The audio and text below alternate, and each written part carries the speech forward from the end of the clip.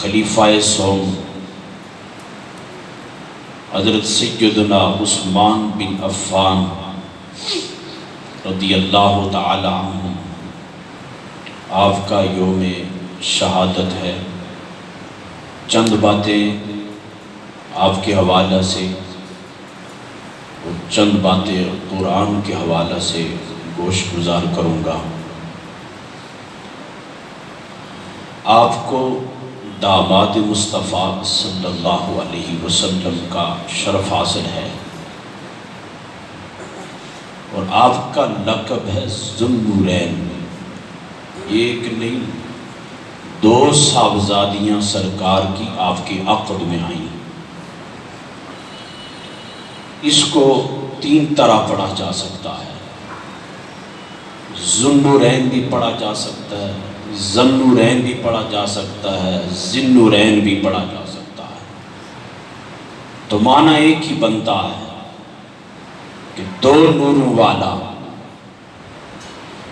جب حضور علیہ السلام کی یکے بعد دیگر دوسری صاحبزادی آپ کے نکاح میں آئیں تو حضور کی دو صاحبزادیاں آپ کے نکاح میں آنے کی وجہ سے آپ کو دو نور والا کہا جا رہا ہے۔ تو جن کی صاحبزادیاں عثمان بن عفان کے نکاح میں آئے تو حضرت عثمان کا لقب ذو النورین ہو جائے۔ جب صاحبزادیوں کا یہ نور ہے تو صاحب قرآن کے نور کا عالم کیا ہوگا؟ آپ جامع القرآن کامل الحیا، آپ نے قرآن کو جمع کیا اور آپ سخی تھے، سخاوت کرنے والے تھے، حیا والے تھے، اور آپ کے اندر اتنی حیا تھی، اتنی حیا تھی۔ حضور علیہ السلام نے حضرت مولا کائنات علی المرتضیٰ شیر خدا رضی اللہ تعالی عنہ، اس حدیث پاک کے راوی ہے، حضور سے پوچھا گیا یا رسول اللہ صلی اللہ علیہ وسلم، کل قیامت کے دن سب سے پہلے کس کا حساب لیا جائے گا؟ کیا کہا؟ بولو، کس کا حساب لیا جائے گا؟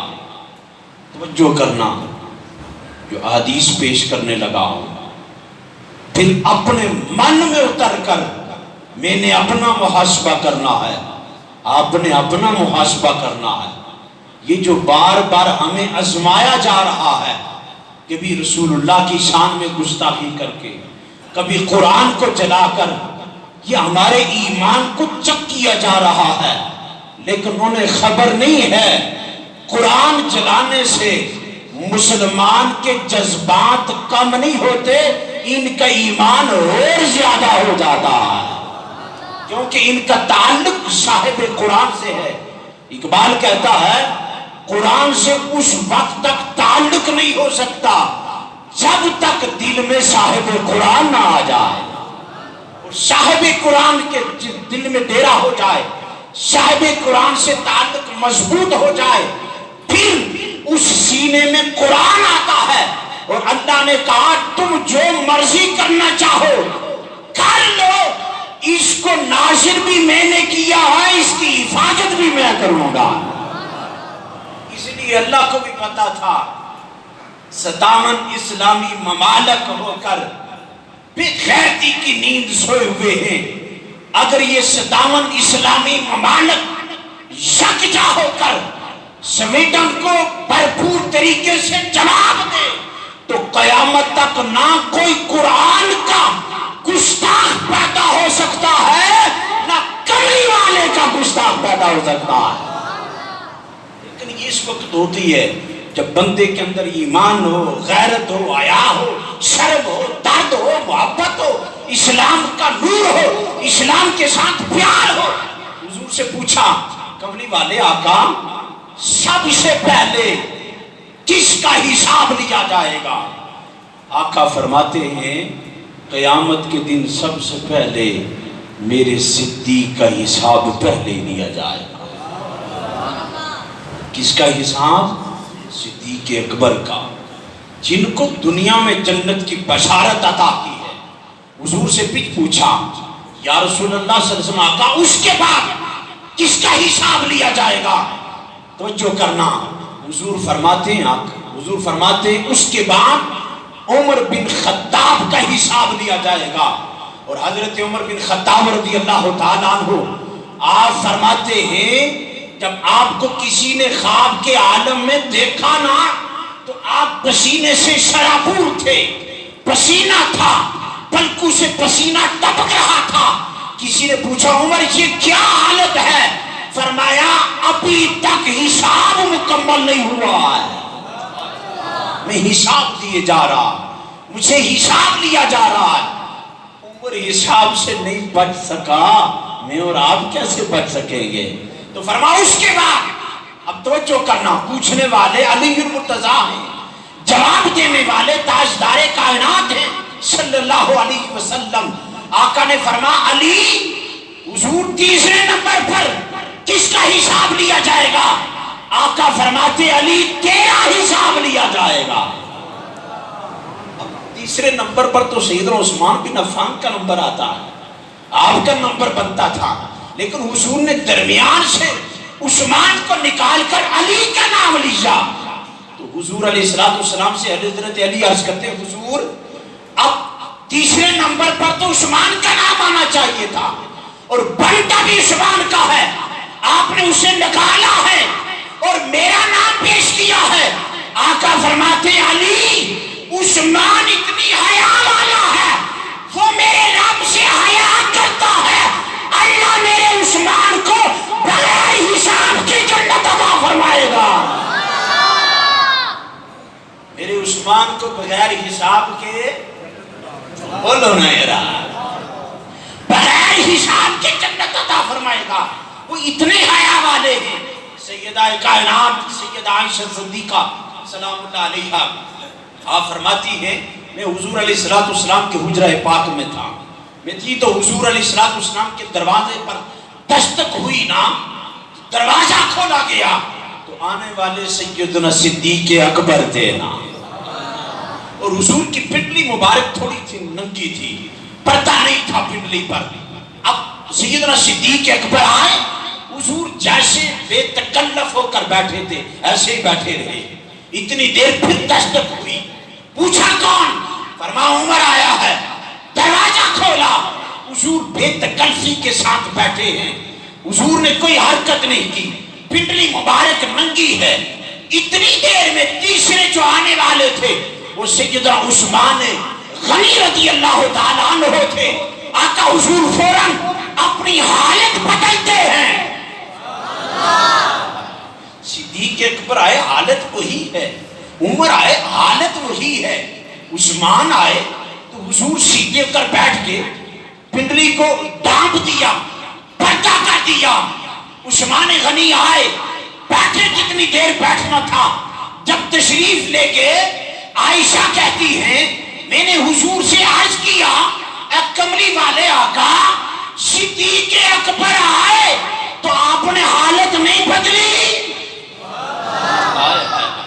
کتنی حیا والا ہے، کتنے شرمیلا ہے عثمان، کتنا ایمان کا پیکر ہے عثمان، کتنا سخی ہے عثمان، کتنا کمال کا ہے عثمان رضی اللہ تعالیٰ عنہ۔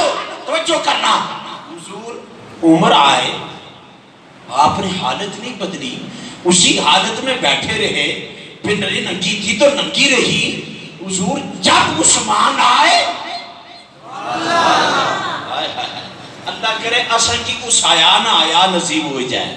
توجہ کرنا، پہلے یہ ہوتا تھا اتنی حیا تھی لوگوں کے اندر، اتنا ایمان کامل تھا، باپ کے سامنے بیٹھ کر کھانا کھانے میں بھی آر محسوس کرتے تھے، اب تو گریبان میں ہاتھ رکھنے میں بھی آر محسوس نہیں کرتے نا۔ توجہ کرنا، کیونکہ ایمان کے اندر کمی ہوگی، حیا کے اندر کمی ہوگی، غیرت کے اندر کمی ہوگی، اسلام کے ساتھ جو پیار ہونا چاہیے تھا اس میں کمی ہوگی، اس لیے ہمیں آزمایا جا رہا ہے۔ توجہ کرنا، یہ جو مرضی کر لے کچھ نہیں ہو سکتا، کیوں؟ بدلا ہے زمانہ لاکھ مگر قرآن نہیں بدلا جائے گا، اے قول محمد قول خدا فرمان نہیں بدلا جائے۔ پر آئے آپ کی حالت وہی رہی, کوئی حالت کے اندر تبدیلی نہیں آئی, آپ نے نہ اپنے آپ کو تبدیل کیا. حضور یہ کیا؟ جب عثمان داخل ہوئے آپ درست ہو کر بیٹھ کے پنڈلی کو ڈانپ دیا, راج کیا ہے؟ توجہ کرنا, سیدہ عائشہ صدیقہ سلام اللہ علیہا سے حضور ارشاد فرماتے, عائشہ عثمان پتہ ہے کون ہے؟ عائشہ پتہ ہے عثمان کون ہے؟ حضور اتنا پتہ ہے ذوالنورین ہے, اتنا پتہ ہے بڑا سخی ہے, اتنا پتہ ہے قرآن کو جمع کرنے والا ہے, اتنا پتہ ہے. آقا فرماتے ہیں عائشہ عثمان غنی سے میں محمد حیا کیوں نہ کروں؟ فرمایا میرے عثمان سے آسمان کے ملائکہ بھی حیا کرتے ہیں نا. جس کے اندر حیا ہے کائنات کی ہر چیز اس کا حیا کرتی ہے. تو جو میں ایک بات سن رہا تھا تو کسی نے کہا جی فلاں مر جائے تو اس کو مرنے کے بعد مانا جاتا ہے, اور ہمارے ہاں ایسا بھی ہے جب زندہ رہتا ہے تو کوئی اسے مانتا نہیں ہے, مرنے کے بعد اسے مانا جاتا ہے. میرے ذہن کے اندر ایک سوال پیدا ہوا, میں نے کہا بات یہ نہیں ہے کہ مرنے کے بعد مانتے ہیں, بات یہ ہے ہم نے اپنا آپ منوایا ہے, اس کو نہیں منوایا ہے نا, اپنی ذات کو منوایا ہے. مجھے کوئی مانے, مجھے کوئی پہچانے, میری ماں ہو. اور توجہ کرنا, صدیاں ہو گئی ہیں حضور داتا علی حجویری کو دنیا سے گئے ہوئے, آج بھی داتا علی حجویری کا نام زندہ کیوں ہے؟ اس وجہ سے کہ داتا علی حجویری نے اپنا آپ نہیں منوایا, رب کو منوایا ہے, رب کے رسول کو منوایا ہے, لوگوں کا رخ اللہ کی طرف موڑا ہے. تو فرمایا عائشہ میرا عثمان اتنا حیا والا ہے, آسمان کے فرشتے حیا کرتے. وہ سیدنا عثمان غنی رضی اللہ تعالیٰ عنہ, آپ قرآن کی تلاوت اس کثرت کے ساتھ کرتے تھے, ایک ایک رات میں پورا قرآن جناب والا تلاوت کر جاتے تھے. ہماری حالت یہ ہے, ہم سویڈن کو جواب تو دیتے ہیں فیس بک پر, مذمتی بیان تو لکھتے ہیں, لیکن اپنی حالت یہ ہے کہ صبح اٹھ کر 2-4 سطریں پڑھنا ہم گوارا نہیں کرتے. قرآن ہمارے گھر میں موجود ہے لیکن ہم اسے فیض حاصل کرنا نہیں چاہتے. قرآن ہمارے پاس موجود ہے, ہم اس سے کچھ پوچھنا نہیں چاہتے. حضرت عبداللہ ابن مسعود رضی اللہ تعالیٰ عنہ آپ تشریف فرما تھے, آپ کے پاس چند لوگ بیٹھے قرآن کا علم سیکھ رہے تھے. ایک دیہاتی بندہ پاس سے گزرا, اس نے کہا جناب کیا کرنے ہو؟ توجہ کرے, کیا فرمایا؟ کیا کرنے ہو؟ اصلا پی ایچ ڈی تے بچے کی کروائی ہے, ناظر قرآن نہیں پڑھایا آسان. پھر توقع رکھنے کہ سارا بچہ ساڑی قبر تے دعا کر سی, نا او بھائی جس نے بچے کو گھٹی میں قرآن دیا ہے, بولو بولو بولو بولو بولو, پڑھاؤ یا نہ پڑھاؤ تو سمی مرضی ہے, پر اتھا بولو تو صحیح نا. جو کرنا حضرت عبداللہ ابن مسعود آپ نے فرمایا ہم حضور کی وراثت کا علم تقسیم کر رہے ہیں. حضور کی وراثت کا علم, اور حضور کی وراثت وہ دینار نہیں تھی, مال نہیں تھی, جائیداد نہیں تھی, علم حضور کی وراثت تھی. آپ نے فرمایا ہم لوگوں کو حضور کا علم تقسیم کر رہے ہیں, اور جو حضور کے علم کا وارث ہوتا ہے, حضور کے علم کا وارث ہوتا ہے, فرمایا ہم حضور کا علم تقسیم کرتے ہیں. جس کا من میں ہے حضور کا علم لے لے. یعنی کیا علم تھا؟ فرمایا ہم انہیں قرآن یاد کروا رہے ہیں نا. توجہ کرنا, آپ پوری رات میں قرآن, حالت نماز میں ایک ایک رات میں ایک قرآن ختم کرتے تھے. حافظ قرآن بھی تھے, محافظ قرآن بھی تھے نا. اور توجہ کرنا, بندہ حافظ قرآن ہو, اللہ نے قرآن مجید میں کہا ہم نے اس ذکر کو نازل کیا وَإِنَّا لَهُ لَحَافِظُونَ، ہم اس کی حفاظت کرنے والے ہیں. ہزار زلزلے آئے، لکھا ہوا قرآن شہید ہو سکتا ہے، سینے میں پڑا ہوا قرآن شہید نہیں ہو سکتا ہے. اس سے تو کوئی نہیں نکال سکتا نا. جب قرآن نازل ہو رہا تھا تو حضور علیہ السلام جلدی جلدی تلاوت کرنے لگے. تو اللہ رب العزت نے فرمایا محبوب لِتَعْجَلَ بِهِ إِنَّ عَلَيْنَا جَمْعَهُ وَقُرْآنَهُ، محبوب جلدی تلاوت نہ کرو، جلدی جلدی حضور یاد نہ کریں. وَإِنَّ عَلَيْنَا جَمْعَهُ قرآن، محبوب ہم قرآن کو جمع کرنے کا انتظام بھی کریں گے. قرآن بکھرا بکھرا تھا، سیدنا عثمان بن عفان نے اکابر صحابہ کو جمع کر کے ایک قرات پر قرآن پر جمع کیا. اللہ نے کہا جو ہاتھ قرآن کو جمع کرنے کے ان کے پیچھے میری حفاظت کھڑی ہوگی نا. توجہ کرنا، جنہوں نے قرآن کا ادب کیا، ہم قرآن کی تعظیم بھی نہیں کرتے. اللہ ماشاءاللہ اتنی علم آ گیا ہے، بغیر وضو کے بھی ہاتھ رکھ دیتے ہیں، کہتے ہیں کچھ نہیں ہوتا. نہیں بھائی بہت کچھ ہوتا ہے. حضرت سلطان محمود غزنوی رحمت اللہ تعالی علیہ، حضرت خواجہ معین الدین چشتی اجمیری رحمت اللہ تعالی علیہ اپنے ملفوظات کے اندر اس بات کو ذکر کر رہے ہیں. آپ فرماتے سلطان محمود غزنوی حافظ قرآن تھا. کیا کیا کمال کا بندہ تھا. اللہ کرے اساں کی ہے جے کوئی ٹکری جانا، کوئی حافظ لبی جائے جو پاکستانی حفاظت کرائے. توجہ کرنا چاہیے، قرآن کا محافظ ہو، حضور کی عزت کا محافظ ہو، اور بات بھی وہی کر سکتا ہے جو مصطفیٰ کے علم کا وارث ہوتا ہے نا. توجہ، سلطان محمود غزنوی کسی کے ہاں مہمان بن کر تشریف لے گیا نا، تو وہاں قرآن تاک میں رکھا ہوا تھا. آرام کرنے لگا تو نیند نہیں آ رہی نا، اٹھ کے بیٹھ گیا، اس کمرے میں تلاش کرنے لگا. بڑا باادب تھا، بڑا معدب تھا سلطان محمود غزنوی. اس نے ایک تاک میں دیکھا کہ قرآن رکھا ہے.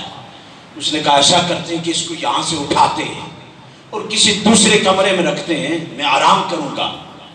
پھر دل میں خیال آیا سلطان محمود غزنوی تجھے نیند کی پڑی ہے، قرآن کی نہیں پڑی ہے.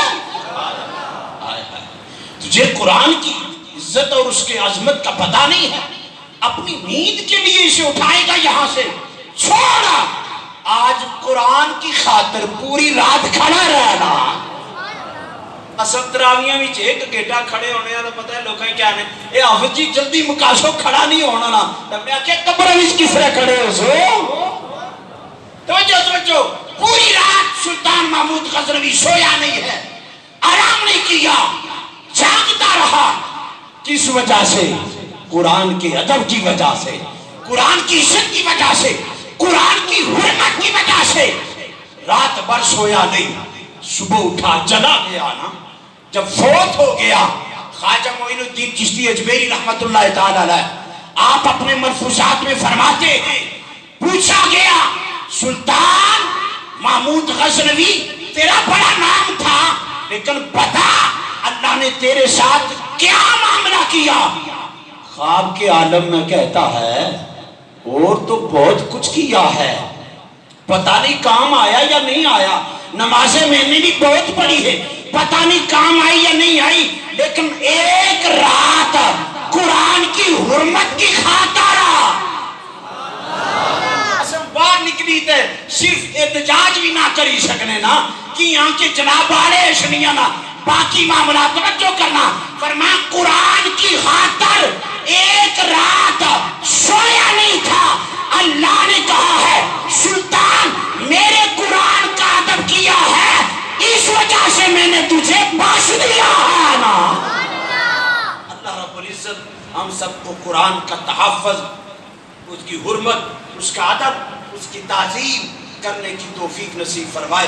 اور اللہ رب العزت ہم سب کو قرآن کے ساتھ پیار اور عشق عطا فرمائے. دعا مانگنے ہونے ہو تو ایک گل منگیا کرو، یا اللہ قرآن نال عشق عطا فرما، وہ پھر عطا فرمائے گا. واخر دعوانا ان الحمدللہ.